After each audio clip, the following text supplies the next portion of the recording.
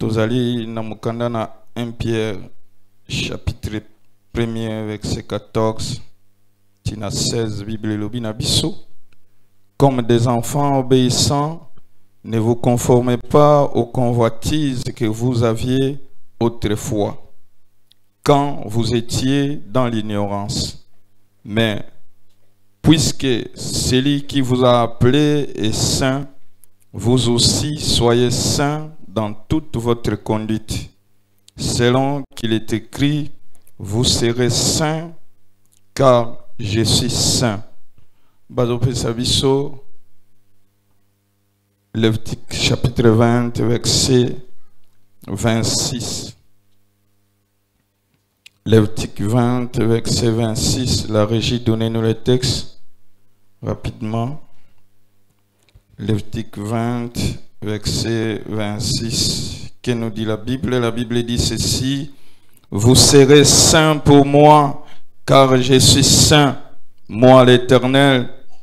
Je vous ai séparés des peuples, afin que vous soyez en moi. On nous ajoute, on va lire une fois pour toutes. On va nous donner Hébreux chapitre 10, verset 10. Verset 10 et puis le verset 14. Nous allons lire ensemble. Ensuite, on aura le temps de pouvoir expliquer la parole du Seigneur. Hébreux chapitre 10. À partir avec verset 10, la régie.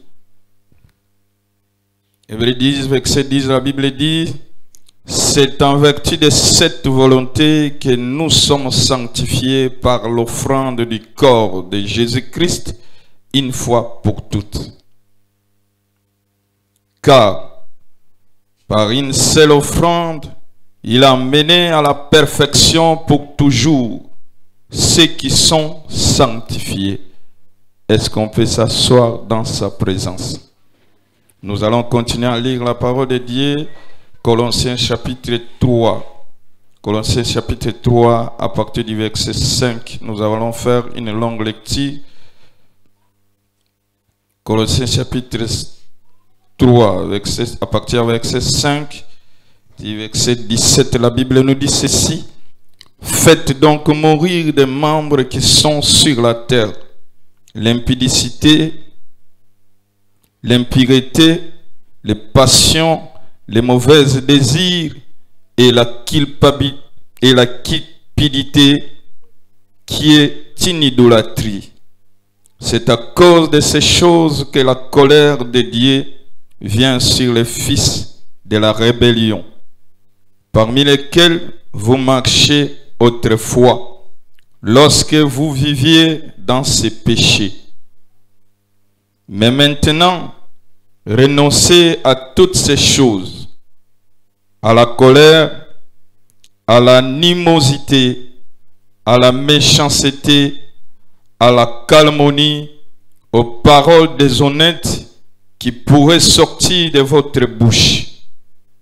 Ne mentez pas les uns aux autres, vous étant dépouillés du vieil homme et de ses œuvres, et ayant revêtu l'homme nouveau qui se renouvelle dans la connaissance selon l'image de celui qui l'a créé. Il n'y a ici ni grec, ni juif, ni circoncis, ni incirconcis, ni barbare, ni sainte, ni esclave, ni libre, mais Christ est tout en tous. Alléluia. Ainsi donc, comme des élus de Dieu, saints et bien-aimés, revêtez-vous d'entrailles de miséricorde, de bonté, d'humilité et de douceur, de patience. Supportez-vous les uns les autres, et si l'un a sujet de se plaindre de l'autre, pardonnez-vous réciproquement. De même que Christ vous a pardonné, pardonnez-vous aussi. Mais, par-dessus toutes ces choses, revêtez-vous de la charité qui est le lien de la perfection. Et par la paix de Christ, à laquelle vous avez été appelés pour former un seul corps. Alléluia. Règne dans vos cœurs et soyez reconnaissants que la parole de Christ habite parmi vous abondamment. Alléluia. Instruisez-vous et exhortez-vous les uns les autres en toute sagesse par des psaumes, par des hymnes, par des cantiques spirituels, chantant à Dieu dans vos cœurs sous l'inspiration de la grâce. Et quoi que vous fassiez en parole ou en œuvre, faites tout au nom du Seigneur Jésus-Christ en rendant par lui des actions de grâce à Dieu le Père. Est-ce qu'on peut donner l'offrande d'acclamation au roi des rois? Que le Seigneur bénisse sa vie, que le Seigneur vous bénisse et que le Dieu Tout-Puissant puisse bénir sa parole au nom de Jésus. Alléluia. Alléluia. Nous sommes dans la joie. Est-ce que tu peux faire quelque chose? Il y a qu'à saluer ton frère et ta sœur de gauche et de droite de ma part. La communion fraternelle, je l'ai dit très souvent, la communion fraternelle est très importante parce que le Seigneur nous dit pardonnez-vous les uns les autres. On ne peut pas être un enfant de Dieu tout en restant comme un loup solitaire. Ça ne peut pas exister. Alléluia. Alléluia. Tozali kokoba na malakisi na biso, on a eu le temps à parler sur le Saint-Esprit et nous continuons sur le Saint-Esprit. Plus particulièrement, Lélo, nous voulons parler comment grandir dans la sainteté. Thème na biso ezali wana, comment grandir dans la sainteté. Lolo lengeni okoko kola na kati na bomoi ya bosantu. La sainteté ezali bosantu. Sainteté na linga les anini. Lolenge nini okokola na kati na bomo ya boyenge beni. Alléluia. Alléluia. Tout au long de cette semaine, d'ailleurs c'était depuis le dimanche, on a eu à parler sur le Saint-Esprit. Nous avons dit que la semaine de la Pentecôte, le Saint-Esprit est venu parce que c'est la promesse que le Seigneur nous a offert. Le Seigneur a le baquet et je vous enverrai un consolateur qui habitera avec vous et le monde ne le verra pas. Mais vous le verrez car le Saint-Esprit habitera en vous éternellement. Molimo nanzamba ya ki kobeta tu te aye kovanda na biso éternellement kino koloye sakoya yende mutadali kotonga église. C'est lui qui bâtit l'église, c'est par lui que des serviteurs de Dieu se lèvent pour pouvoir prêcher, pour pouvoir parler de sa part. Et j'ai parlé tout au long de la semaine que qui pouvait croire. Moi-même qui vous parle maintenant, je ne pouvais pas croire qu'un jour je pouvais me tenir debout pour prêcher la parole de Dieu. La Bible dit ce sont des choses que l'œil n'a pas vues, que l'oreille n'a pas entendues. Mais ce sont des choses que l'Éternel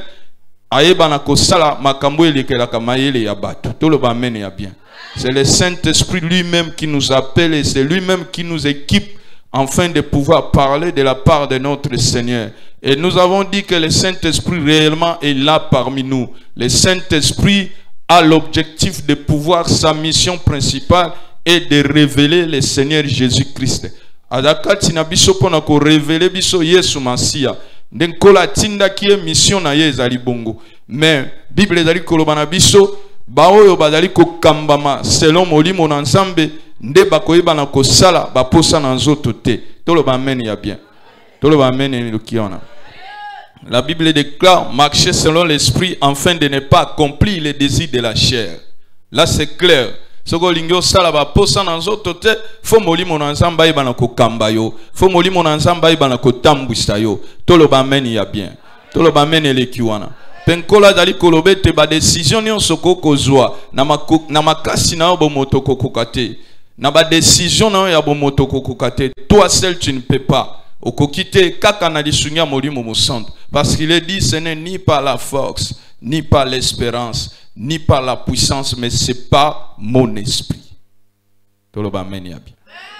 Toloba amen elekiwana. Yangwana nde toloba ki nani yango akoko tambola na molimo na Nzambe. nani yango molimo na nzambe akoko tambola na ye. Soki olingi otambola na molimo na nzambe, si tu veux marcher avec le Saint-Esprit, il faut respecter les principes de Dieu. Nzambe toloba amen ya bien. Toloba amen eleki wana. Il faut respecter les principes de Dieu. Ozala muto ozala makoki ya kotosa molimo na nzambe. Ozala makoki ya kotosa nzambe tata. Alléluia. Soko ozali mwana na botosite nazali koyebisa yo ekozalela yo pasi pono yebana kotosa maloba na nzambe na kati na bomoi na yo.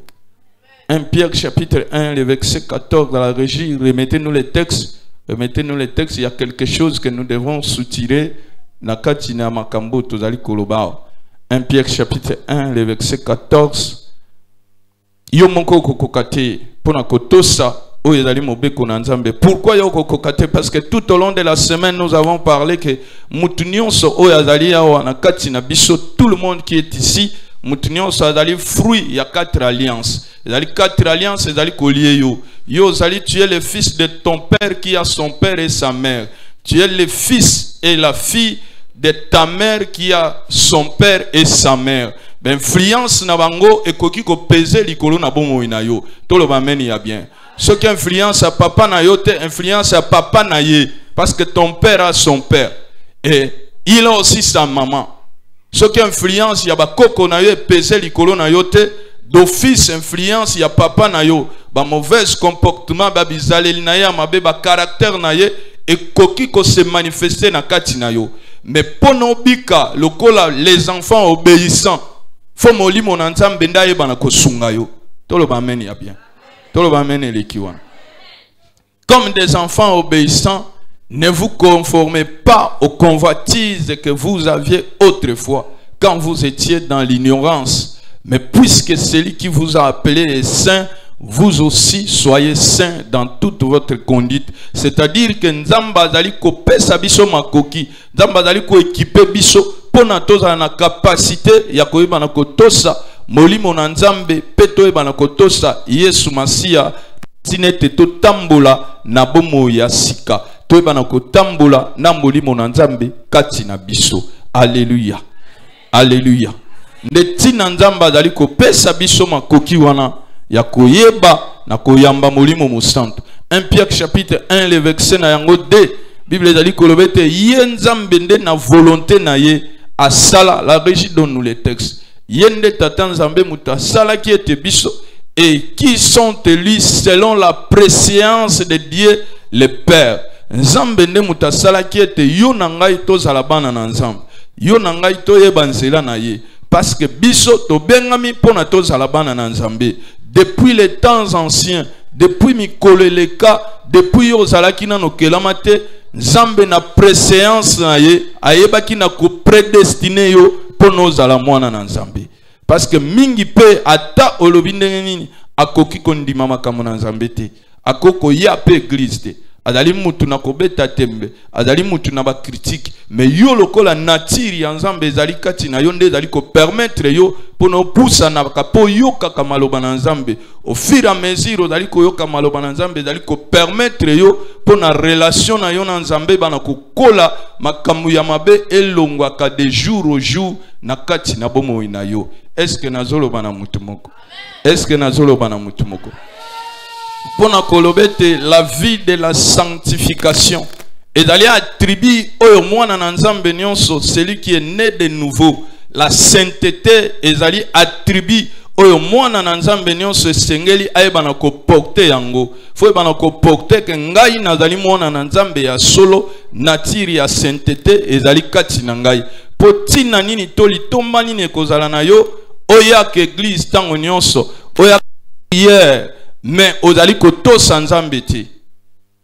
Kola lobi soki moto alingi ngai akotosa mobeko na ngai. Est-ce que je dis quelque chose à quelqu'un? Est-ce que nazali koloba na mutu moko? Soki moto alingi ngai akotosa mobeko na ngai. Nde maloba nkolo alobi. Sinon soko yaka ndaku na nzambe otosa ka nzambe te ezali malamu te. Parce que mokili ezali ko juger biso par rapport ya o biso tozali. Foto ebana ko bika oyo biso tozali ko yoka. To ebana ko salela yango. Est-ce que mutu moko azali ko yoka? Est-ce que mutu moko azali koyoka ngai? Po bizaleli na yo ya mabe ezali kopesa Nzambe mauvaise réputation. Po bato ebele bayaka église te me bamonaka yo yaka église. Soki yo ozosala makambo lokola bango bazosala ezopesa Nzambe réputation ya mabe. Nzoka Nzambe amikoka na nyonso, mais lokola amikoka na nyonso azalaka pe na bana na ye. Alobi, vous serez saints pour moi l'Éternel votre Dieu, car moi-même je suis saint. Alléluia. Alléluia. Ce qui vit na yo ezali kaka ya poto poto ekopesa Nzambe lokumu te. Fo bomoi na yo ebana kokumisa Nzambe. Bizaleli na yo ekumisa Nzambe. Koya na prière eza bien, mais ça pour quelque temps. Bon, esika yo vandaka. Bo Bible elobi ki enfin que vous soyez mes témoins. Faut la témoin na Yesu Masiya na bisiko yo ozali. Batwa mona ke ya solo ozali ko témoigner Yesu. Bon moi na yo ozali ko témoigner Christ et Jésus. Pona molimo na Nzambe azwe sika avanda kati na yo. Est-ce que nazoloba na mutu moko? Na yebiete o ezaka pasi pona batu baloba men ya bien mais ezali maloba na Nzambe. Alléluia. O mesana pona toloba na yo la bonté de Dieu dans votre vie. O mesana baloba l'aide de Dieu dans votre vie lisungi na Nzambe na bomoi na yo. Ça c'est bien. Eza bien makasi.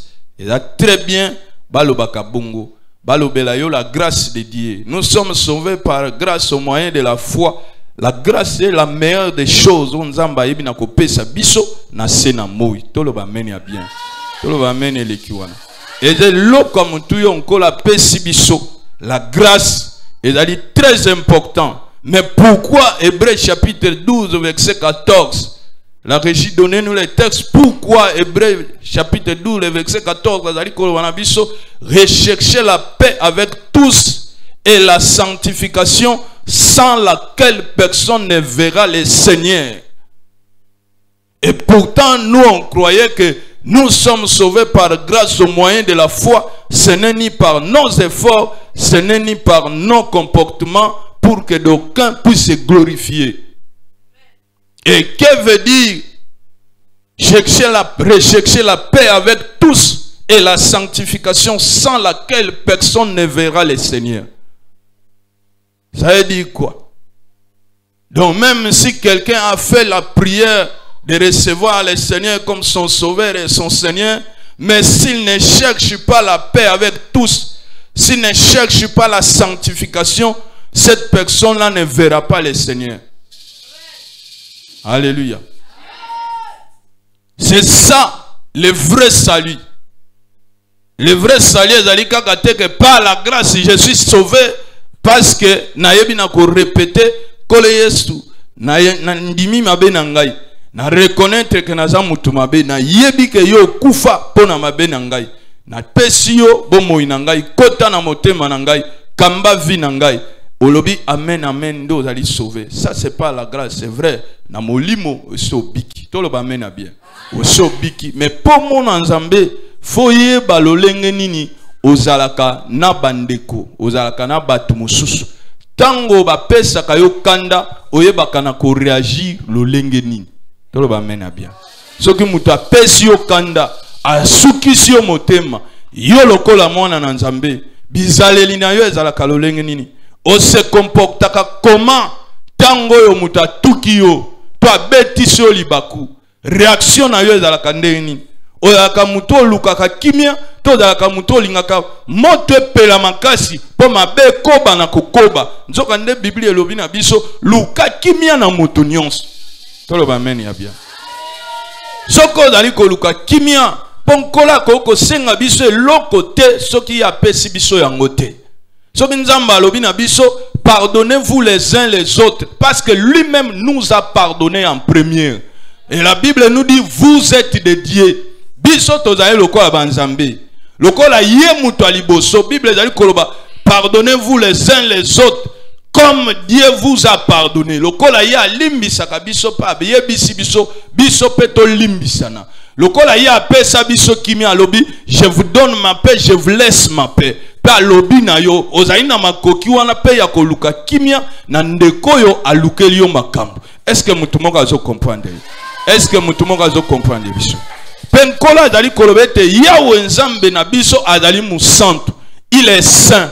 Azali saint penanzela na sacrifice ya makila na Yesu Masia azwi bo santu wana apesi biso yango.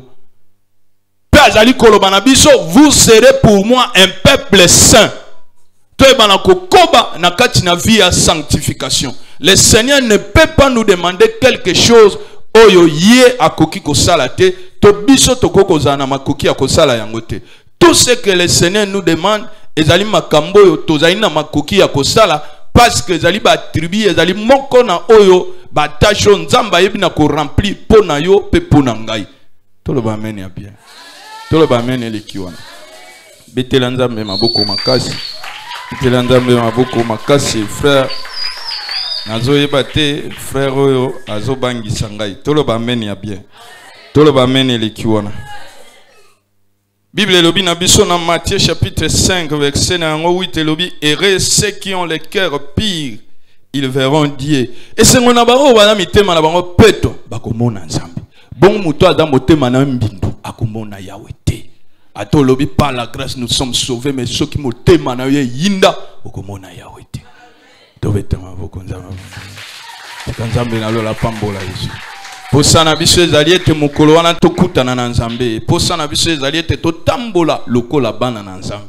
Esika yo ovani na quartier na yo ozala lokola mwana na nzambe. Toloba amen na bien. Okabwana na mabe, okabwana na vie ya masumu. Okabwana na ba péché o ezali ko envelopper yo si facilement. Kabwana na yango, kabwana na bizali mabe, kabwana na baninga mabe. Kabwana na ba fréquentation ya mabe okoma mwana na nzambe opesa nzambe lokumu pwete yo ozobebisa réputation ya nzambe makasi. Tolo amen bien.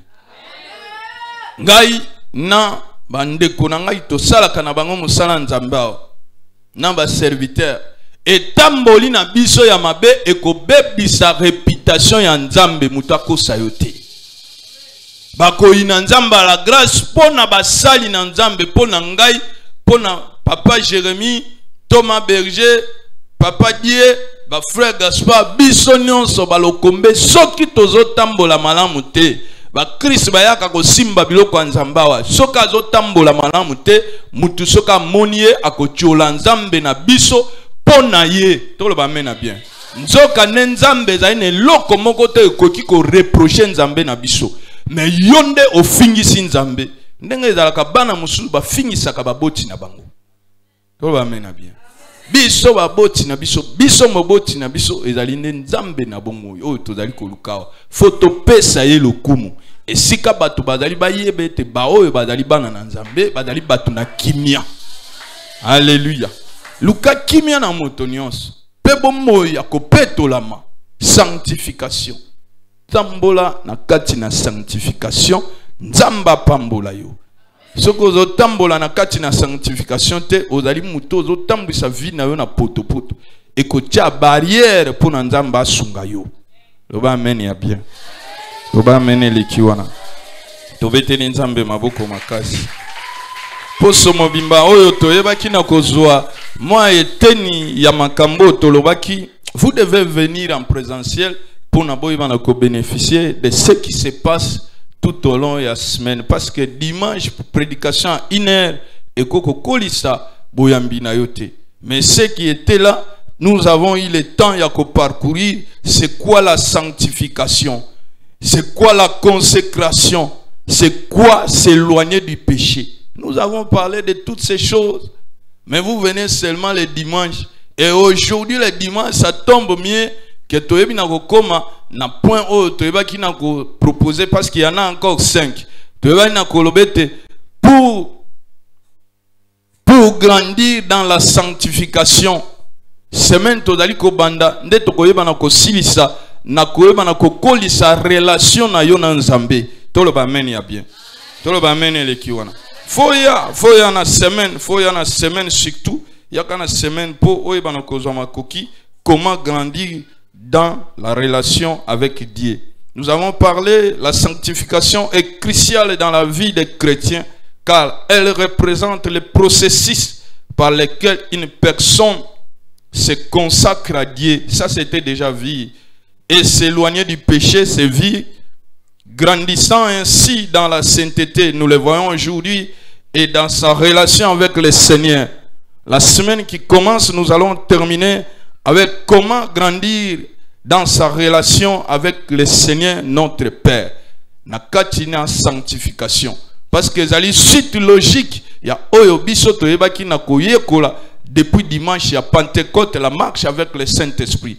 Pour nous remplir, pour obéir dans les conditions, pour permettre biso, pour nous molir mon anzamba sala katina biso. En réalité, le Saint-Esprit, il ne mutape sakaba don, il mutape sakama kabo, il mutape sakaba potentiel na bateau ya lingi. Pour nous kosala musala na nzambe, to kosala musala no amumbongo, ko pesa yo sagesse commerciale, ko pesa yo mayele na musala molimo na nzambe ne mutayeba kana ko équiper. Sans le Saint-Esprit, rien. Depuis le début, le col est pas inayo, azali ko mouvoir du colo, mais fois kota na katinayo, abana ko sala katinayo, pour être ba potentiel onzamba bomba katinayo, et bana ko bima na vinayo. Toloba meni ya bien. Toloba meni lekiwana. Toloba qui était la sanctification. 1 Thessaloniciens chapitre 4, le verset 3, il faut venir, mais je vais vous donner seulement ce qu'on peut vous donner. Nous avons dit que tout ce que le Seigneur veut, ce que Dieu veut, c'est votre sanctification. Alléluia. Dieu tout-puissant, il veut, ce que Dieu veut, c'est votre sanctification. C'est que vous vous abstenez de l'impudicité. Alléluia. Alléluia. Et pourquoi l'impudicité? Nous allons voir Nakati comment grandir dans la sanctification. Et nous nous sommes dit aussi la consécration à Dieu. Et nous avions dit que la consécration à Dieu, la consécration suprême est le renoncement en soi pour Dieu. Komi kaba, oeleki komi kabanyos, et alinde komi tika. Bomo inayo mobimba pona nzambe pona kosale na nzambe vina yo mobimba ne siko zo mbongo na yo pesa pona église ne sika ozo kiti o pesa pona église to micro ba sale la pona église o consacrer sika pona église ndakisa papa Gaspard a consacrer et sika o pona kokumisa kaka nzambe na consacrer sika yo ko consacrer pe bozwina yo o ko consacrer eloko pona nzambe. Ça aussi c'est la consécration. Mais la consécration suprême nzamba sepelaka bomo inayo opesa yango tika yango pona ko sala bobele mokano na nzambe. Même si la volonté de Dieu est allée en défaveur ya volonté na yo, mais faut ko yeba que volonté ya nzambe est allée de loi suprême. Même si eloko ane salio pasi, mais le kola nzamba lobi sala boye, yo fo sala o ezali volonté ya nzambe ya yo etika la sima. Ana kanisa ke goloba amen ya bien. Bible lobi au commencement Dieu entre volonté ya nzambe o alobi likambo yo eza mabe. Na posa na yo ya nzoto lobi ngape fona sepela lokwa baninga mususu bazali ko sepela nzamba boya kanese nzamba boya kamuta sepela te to se mettre d'accord. Alléluia. Alléluia. Nzambe aboya kamuta sepela te. Dieu a donné le sourire à tout un chacun de nous pour que nous puissions l'utiliser. Ce qui muta sekaka makasi wana muta salam ke yo sekaka apesa yo makoki akoseka nzambe ne muta pesa mutu na mutu makoki wana ya koseka pe ya kosepela apesa yo yango te po no bomba pesa yo po moko po sepeli oseki oyangalali toloba amen ya bien na yebite soki na lobi bien na yebite soki na lobi bien o komi pene sengo na plaisir nzambe pa sepeli. Nzamba sepela teka oda mutu na mawa biso batu na pasi batu na mawa nzamba bolingo yokela biso mawa te soki bongo nde bébé aseka te nani sa mona bébé azoseka bébé pena ya muke bazo melise libele ayoka ilo te mais azoseka double yo zana ba bébé talaka bango bien muko so mona olobi mwana azoseka nini to ba meni ya bien nzambe ne muta sala bongo vi ezala pe moko osepela Réjouissez-vous dans le Seigneur, je vous répète, réjouissez-vous dans le Seigneur. Alléluia. Bo sepela katina Yesu. Bo sepela katina Kristo. Kozalaka mutu na mawate. Kozalaka mutu lela te. O se faire plaisir pour être nzambe pas sepela. Mais devant plaisir na yo na volonté ya nzambe, faut mokano na nzambe le kaliboso ya plaisir na yo. Entre volonté ya papa to ya maman to ya conducteur spirituel to ya mutu moko bozalaka na ye, entre volonté na ye na ya nzambe soke tout animi bale malamu auto sa volonté na nzambe. Pour yango ba bengi yango consécration. Et nous avons dit que fini maintenant les dépendances aux hommes. To komi indépendant vis-à-vis na batu.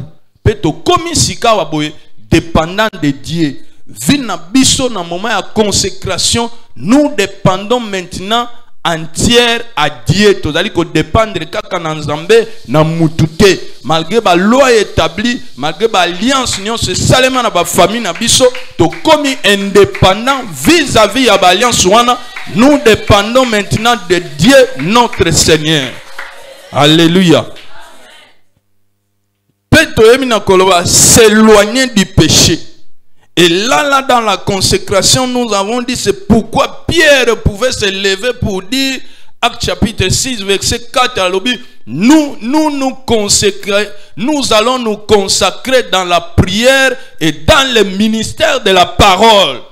Il a dit, bah ma camion sont bien, que tant mongo ko kabela ba veuve biloko ko kaboleza bien, mais biso to décider. Nous continuerons à nous appliquer à la prière et au ministère de la parole. Yomoko fozwa décision na o etali consécration. Toloba meni ya bien. Toloba meni likiwana. Petoloba qui s'éloigner du péché. Kolongwa ko kima mosika na lisumu. Ko kima mosika na lisumu demande du travail et de l'engagement. Esenga ka mosala pe engagement. Toloba meni ya bien. Toko kokota na kati te po bino boza ba fiya boyo kaka boyo kiwana, ça demande du travail et de l'engagement. Implication na yo na oye tali s'éloigner du péché, yo fo sala musala yo nan, yo fo sala musala. Na oye tali kolongwa na masumu yo moko fo sala musala wana, engagement na yo fo ezala mobimba pono longwa na oye tali kolongwa na kati na masumu. Peto yebani na koloba mwana mbali au Daniel chapitre 1 verset 8 Bible lobi Daniel appelle la résolution de ne pas s'essuyer. Ye Daniel nda zwaki résolution pona Daniel résolu de ne pas s'essuyer par les mains du roi. Ye moko Daniel nda lobaki ngai na kokoma mbindote na ko s'essuyer te pona lia kabile ya mokonzi pona mela kama sanga mokonzi. Yo poko kozwa décision na oye tali vie ya ko s'éloigner na péché. Soko lingi pasteur a simba yo na loboko to nzamba tindela yo ba garde spécial omona ka ba ange ba banda kolanda yo tika nzelo ko kendite okomona bango te yo moko zwa décision bongo nzambe aibana ko sunga yo poko la qui c'est pas une nzambe que tu peux mieux faire. Alléluia. Alléluia. Tobeteni nzambe maboko makasi. Soki bongo te tokozala bana na nzambe te. Toloba amena bien. Na lobi soki to sali bongo te tokozala bana na nzambe te, tokozala bato to yaka na église. To yaka na église mais toza bana na nzambe te. Mwana na nzambe fo tosa mobeko na nzambe. Fo tambola na bomoi ya moyenge beni. Fo kola na kati na vie ya sainteté, na kati na vie ya sanctification. Et nous disons la sanctification ezali don o nzamba pesi biso yango. Et ana makasi ya motute nkolo nde mutapetoli biso. Na bolingo na ye, na grâce na ye, nda yebi na kopetola biso. Alors, maintenant, comment koyeba na kokola na kati na sanctification?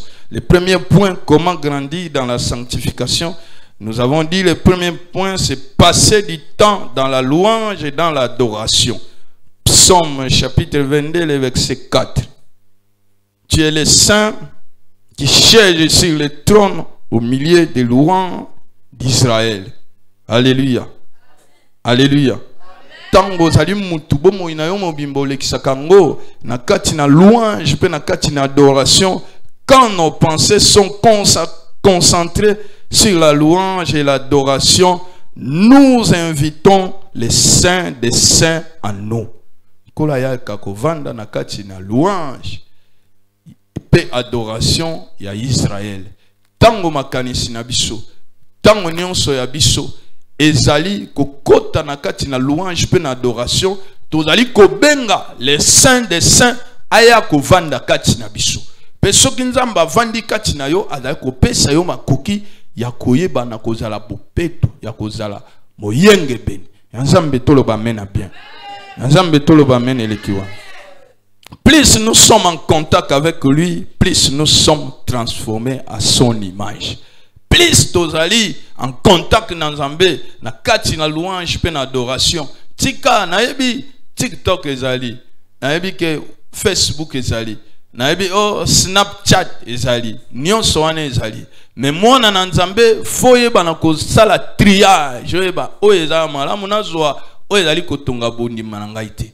Oyo ya malamu nazali kozwa, ozali kovanda à tout moment.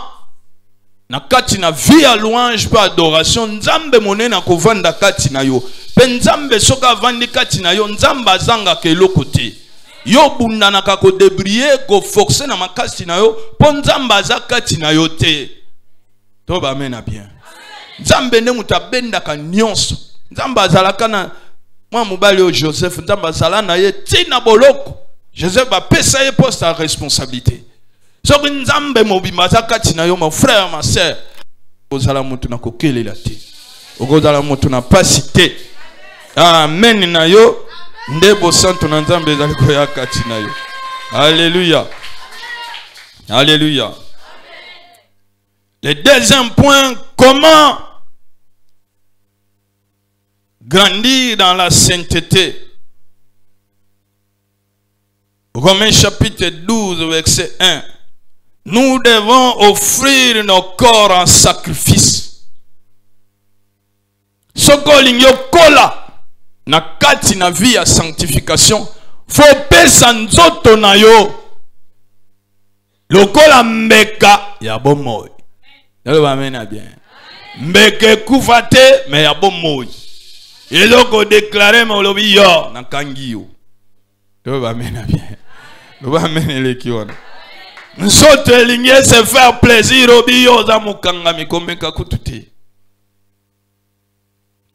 Je vous exhorte donc, frères, par les compassions de Dieu, à offrir vos corps comme un sacrifice vivant, saint et agréable, ce qui sera de votre part un culte raisonnable. Faut ça un culte raisonnable, l'ingyo kola na kati na boyenge bene. Pesa nzoto na yo. Zwa nzoto na yo pesa ngwe pa ina Yahweh. Tolo ba mena bien. Zwa sexe na yo pesa ngwe pa ya Yahweh. Zwa mayele na yo pesa ngwe pa ya Yahweh. Munoko na yo pesa ngwe pa ya Yahweh. Beta maboko mama zola la la muka. Olinyo kola na kondima na boyenge beni. Tolobi pesa nzoto na yo pa ya nani? Pesa ngwe pa ya Yahweh.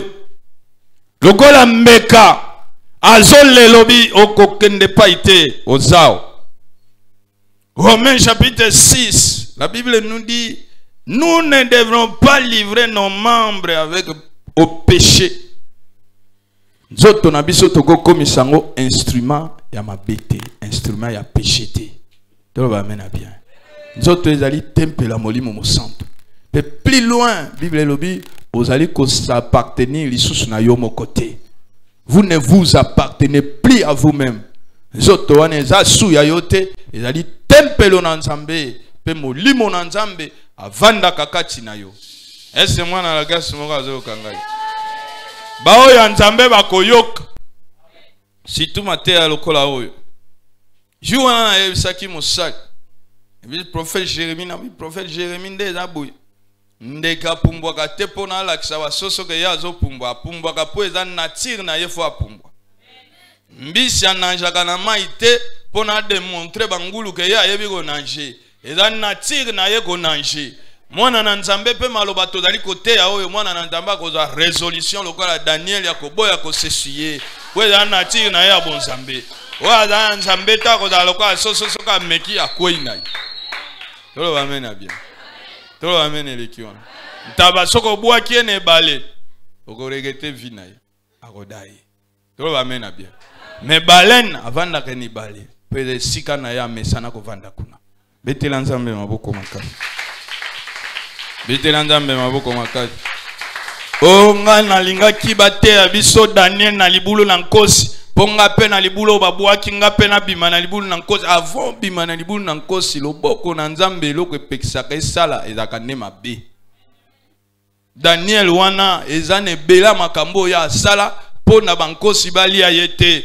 kosimba kaka te na libulu na nkosi avant libulu na nkosi azwa ba résolution ya koboya kosesuye eske nazoloba na mutu moko eske nazoloba na mutu moko wala nzambe apambola yo. Le péché a besoin de notre corps pour être manifesté.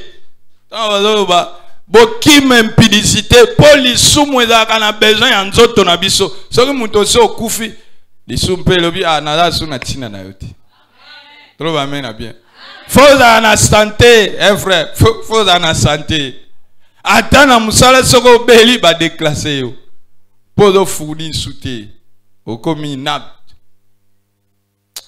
péché sexuel pe au mona bi ninga vandi bwe na mbeto mwasi nani yango koya tolukata mutu mususu yawa ekosimba sute sopoza ki mwasi nzoto so malade se zio nzoto nyonso esilio kitoko esilio likola mbeto pita yo ase mobala ya lukokuna mutawala ndokuna alando te polisumu ya na besoin ya nzoto na yo po se manifester esala makambo nango menkolo alobi bo pesa nzoto na bino lokola sacrifice vivant.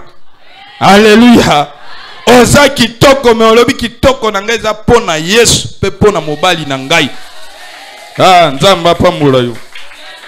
Okoza la mwasi ya mibali nyonso te jamais impossible. Nzambe mutu asala po mwasi asepela na mobali, mobali asepela na mwasi. Nzambe nde mutu akrea sentiment, nzambe nde mutu akrea posa wana eza yo te. To ba mena bien. Otaba yebiso batekela yo bakisi wana eza eloko te nzambe nde mutu atia na tiru wana.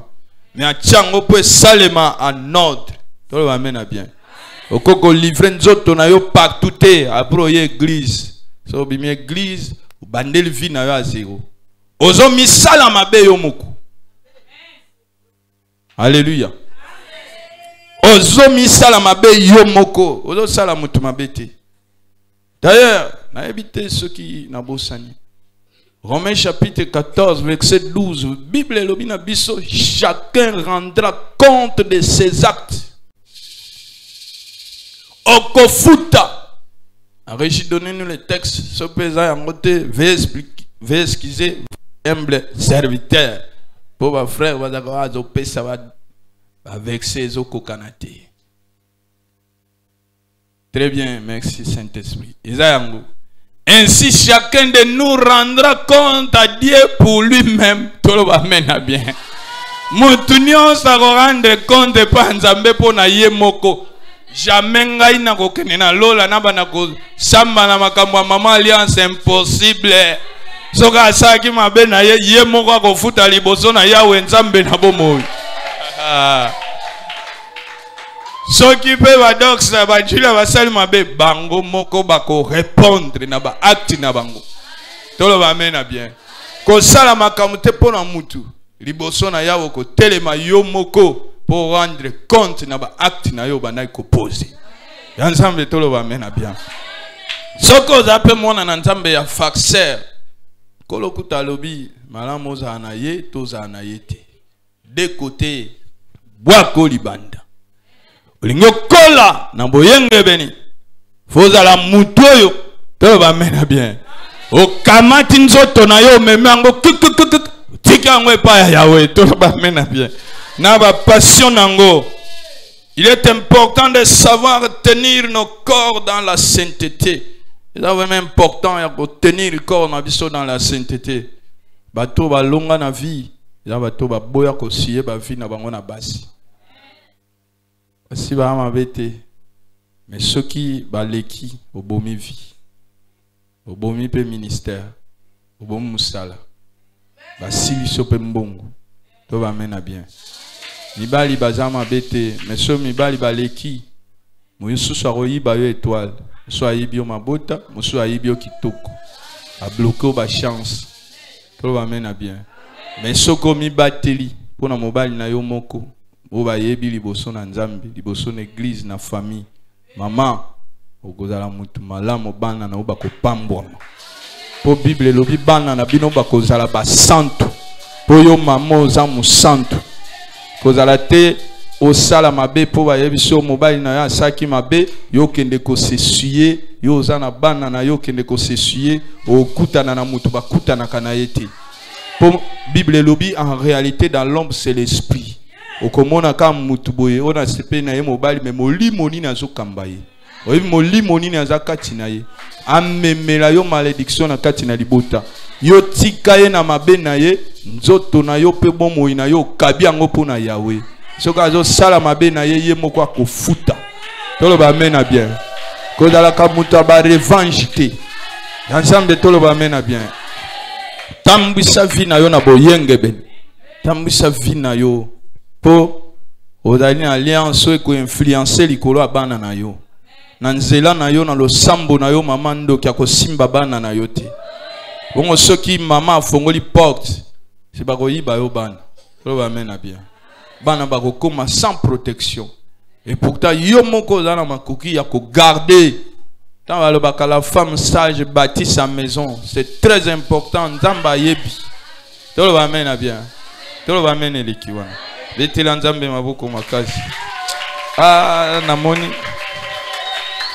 Ah, namoni bana la grâce. Basolo ba mène na prédication à sanctification. Ça c'est une bonne chose. Tout le va mener bien. Offrir nos corps en sacrifice revient la premier fruit na bomo ina biso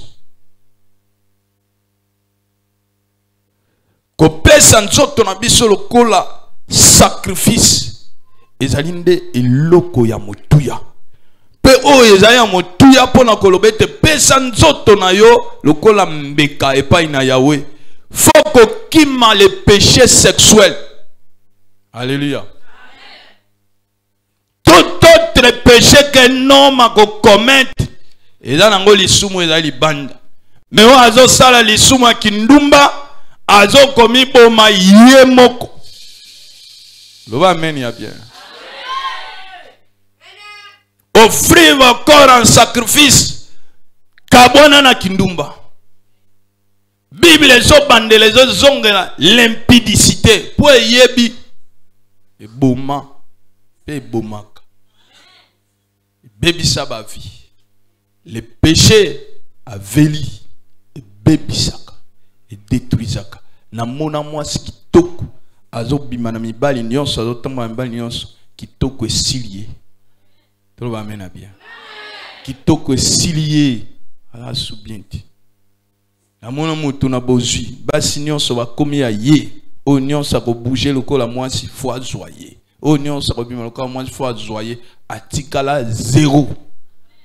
Tout le monde amène bien. Monsusu abimana mutakufa.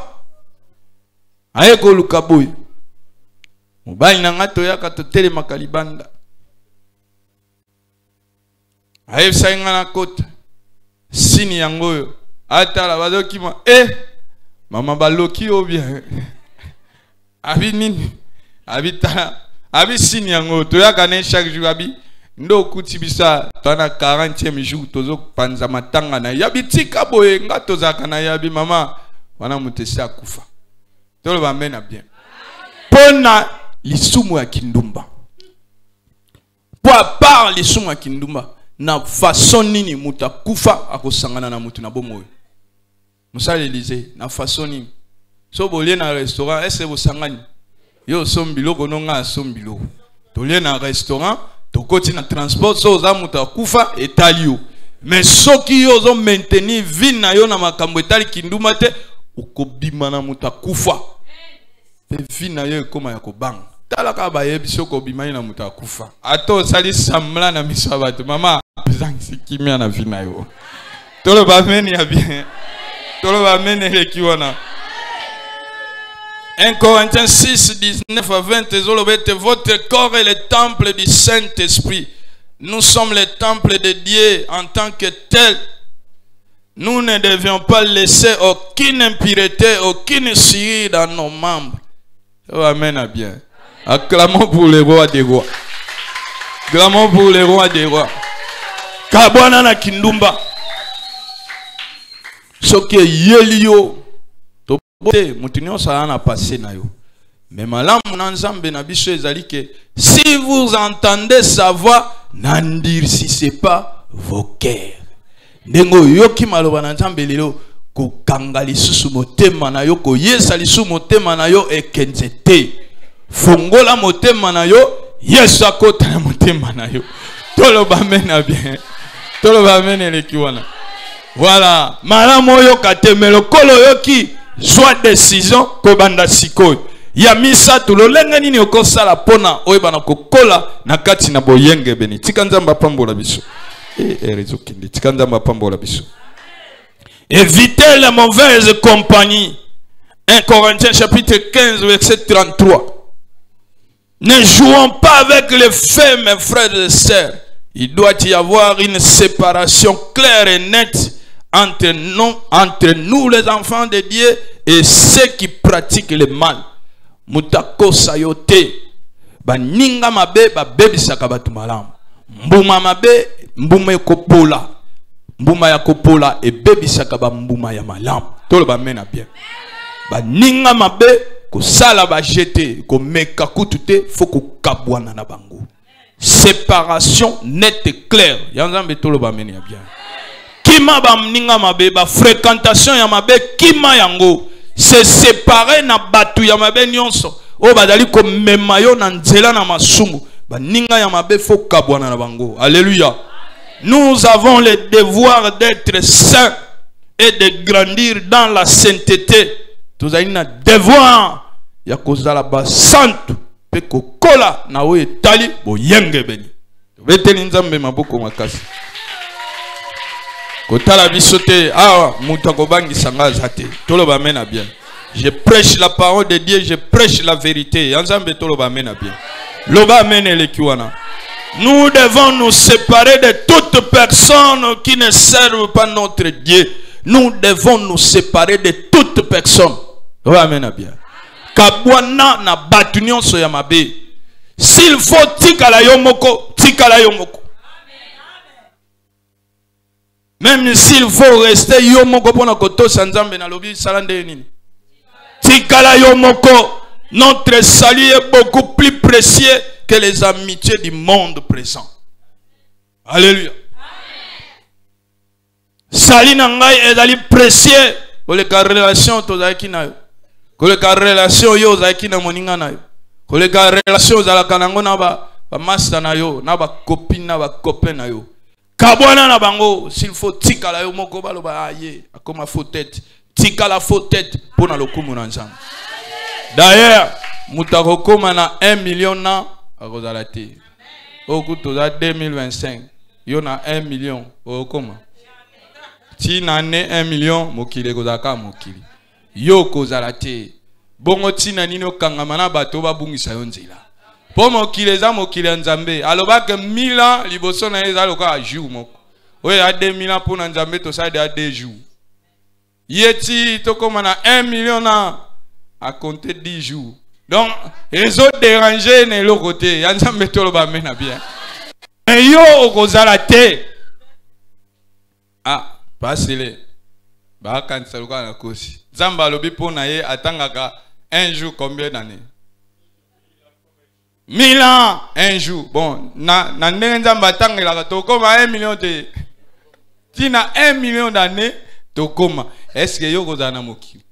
oza na mokili te mokili o batu musu ba ko habiter na mokili o batu musu ba kotikala na mokili o bongo tina nini obebisa éternité na yo kende na sika ya boale yo kende na sika ya pasi po Bible lobi eliki ezali na ba o nyonso baza na bomoi po soki basi bakundi yo soki so kufi oza sunelo kwa kosala te pendant koza vivant okoza pe na koza na makoki akozwa décision ko banda lilo fona bana ko kola na kati na vie ya sanctification pour naïba na ko hériter royaume des cieux. Bible zoloba sans la sanctification personne ne verra le Seigneur.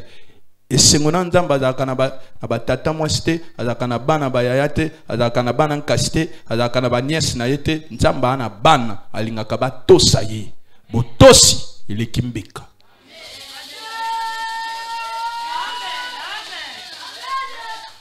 Tikanzamba pambola yo. Tikanzamba pambola yo. Quatrième, fuir les péchés. Et sengeli na yo okabwana na masumo. Colossiens chapitre 3 verset 8. Mais maintenant, renoncez à toutes ces choses, à la colère, odakamuto kanda, zala na maîtrise. Tout va mener bien. Ah ba tangi impudicité ta abani na kanda. Kande bekisa Moïse akota na terre promise. Mama molimo na kimia aza kati na yo. Damu tuna kimia kande kobe biselo makamu. À l'animosité. L'animosité zani na lingala. Yo kaka ndengo yo kiwana. Tolo ba meni bien. Fallait interpréter ça. Ah. Longwana bonyama. Ah, na bonyama muso azomona mwana mobali. Kutu mwana mobali amoni lokwa mwasi na te nyama kutu pa amona kabongo te. Po atani amande bazana biki nde bazana solo na bianka bayebani ke bango bazaba na mibali. Jama ko lukaye ki makango. Bambwa kutu bayebi mais comment salema mikolo. Banyama kutu bien. Tolo ba mena bien. Mama si muso azolo ba so nga klase silimba mo kilele bandi. Ah. Kilele siko fo alinga muninga na ye mwasi. Kola mobali na ye. Mususu aya kiona na television azolo ba o aza mobali nanga toko kabwana te. Ah! Mama yo za mobali. Ozo mona pena bo mwasi pena lobike ya aza mwana mobali. Tolo ba mena bien. Bolongwa na biloko wana. Alléluia. Jamais mwasi akokoma mobali. Jamais mobali akokoma mwasi. Ti mokolo Yesu akozonga. Nzambe tanga tinda ki mwasi ayebi na nzela na yo postérité na yo nde ko sala ke niata mutu ya nyoka. Yo soko linyo koma mwana mobali siko batu bakobota mandenge ni. Oyebeta toura pamba na mokili. Toi amena bien. Po mama ye na mokili po abota bana. Bana wana pe na sima na bango babota bana mususu. Batu bakola kaseko kola. Nzambe tango ayaki ayako kutana na Marie. Ayeba Joseph azali. Akutana ki na Marie. Ke Marie okomema sembi. Est-ce que bayebisa Joseph okomema sembi? Mutu na muta jouer rôle na ye. Nzambe tolo ba mena bien. Bokabana aux insultes, aux propos grossières. Maloba kilo. Ko finga batwa. Mutumsa tuna est-ce que ça sert na biso to eza mutumsu. Est-ce que ça maman mutalobi makambo yo ou bien ba changer. To ba mena bien. Ba ma finga, ba maloba kilo. Faut kabwana nango. Alléluia. Pokola na boyenge beni kabwana na maloba kilo. Tikanzamba pesa mutu azana makoga o kabwana na maloba kilo. Laisse-moi vous dire que le péché a de graves conséquences dans la vie. Nous ne devions pas faire baninga ya péché. On ne devait pas faire ami. O nga master nangai eza doxa. Doxa lobe o nga master nangai eza gas. To komba master. Yo po comme si lisumu master na yo au cause à la moninga ya péché te. Nous devons haïr les péchés. Dieu aime les pécheurs mais Dieu déteste les péchés. Mutakosa yo teke nzamba linga kalisumu, nzamba boya kalisumu, yo pe boya lisumu. Toloba mena bien. Pour la sanctification, l'objectif est de nous ressembler de plus en plus à Jésus-Christ. Tango tozo kola na kati na boyenge bene pona to kokana de plus en plus à notre Seigneur Jésus-Christ. Yanzambe toloba mena bien. L'enfant de Dieu qui pêche ou qui pratique de l'injustice va à l'encontre de la vérité. On a nzambe wa sala kama sumu akendaka banda ya vérité. Bible ezali koloba na biso 1 Jean 3 verset 8, celui qui pêche est du diable. Ta sala kama sumu azali ya Satana. Toloba mena bien. Tabongo nous branchons d'une manière d'une autre. Toloba mena bien. Koloba te o ngana za ya Satana te nzamba ebi koza mutu oko menazolo bana koza mutu te na façon yo ko comprendre wana po sala mabolo banaza mutu te.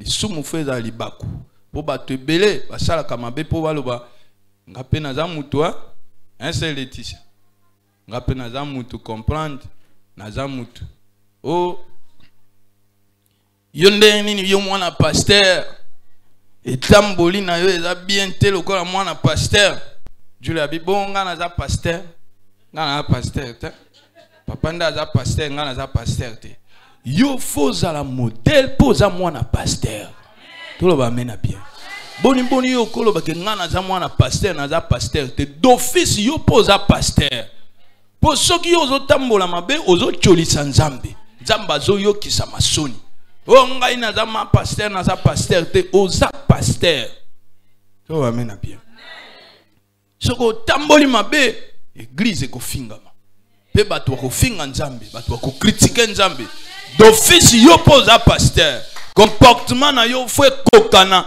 ya mama pasteur toloba mena bien toloba mena lekiona o wana yo loba o yo kakia banda ko yebisa mwasi na ngana zotea maloba na nzambe betela nzambe maboko makasi tikanzamba kwambola. Il n'existe pas les justes milliers il n'existe pas les justes milliers. Lorsqu'on est enfant de Dieu, on est enfant de Dieu pour la vie. Alléluia. Ongai naza lokolo ngambu, lokolo nakati te. Zoe tikala ki banda kotisa ngo ubie o kotsa ki bimisa. Oke nego tambola nzela nayo. Tola ba mena bien. Soko za lokolo ngambu eza malamu te. Tola ba mena le kiwana. Soit on est avec lui, soit on n'est pas avec lui. Or, celui qui n'est pas avec moi est contre moi, nous dit le Seigneur.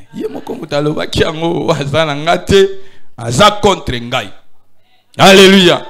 2 Corinthiens 6, 14. Ne vous mettez pas avec les incroyants. La lumière ne s'unisse pas avec les ténèbres. Relation nini.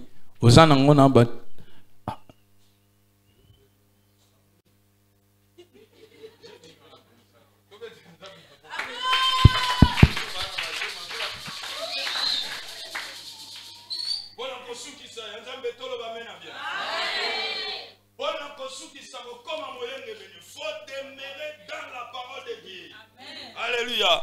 Jean 17, verset 17, et l'objet biso, sanctifiez-les par ta parole est la vérité. Et la Bible dit, déjà vous êtes pire à cause de la parole que je vous ai annoncée. Ah, nakanisaki bato bakomi pire à cause de la parole que je leur ai annoncée ce matin. Mais la moi il va sortir à la passer. Ah, déjà vous êtes pire, vous êtes saints à cause de la parole que je vous ai annoncée. La sainteté, bien qu'étant un don de Dieu, n'est nullement un acquis. Nous pouvons la perdre. Oh, amen, bien. Même si c'est un don de Dieu, mais on peut la perdre, cette nature. Voilà pourquoi nous devons la protéger en veillant à ce que nous ne privions pas de grâce que le Seigneur nous a offert. Cette grâce, Nzamba salibiso, batuna masumu, tukomba yengebeni, esengena biso to lengi langu. Zinge na biso to batelango. Yanzambe tolo ba mena bien. Tolo ba mena elekiwana. Tokoki kozala te des hommes. Oyo bazali ko mener une vie sale. Des hommes.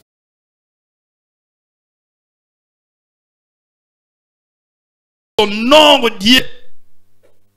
Bon tolo bete. Tozali ba na nzambe, molimo na nzambe la kati na biso. Okoko bana ko déshonorer diete. Okoko tambola na kati na vie ya saleté tango ko bimawa. Janyo so na mulongo. Tambola na nzela malamu. Respecter pe batela boyenge beni on nzamba pesio. Tika nzambe na lola apambola maloba na yo.